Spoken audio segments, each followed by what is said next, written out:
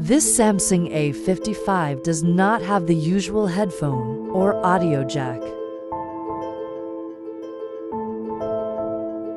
However, you can buy wireless earphones like this Sony wireless earphones here. You can pair the devices by first tapping on the Bluetooth button on the phone. Please remember to on the wireless earphones too.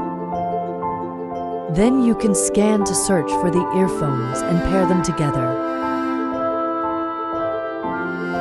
Press on the earphones device detected to pair them. That works. They are successfully paired.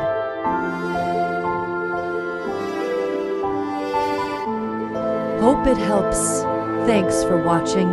Please like and subscribe.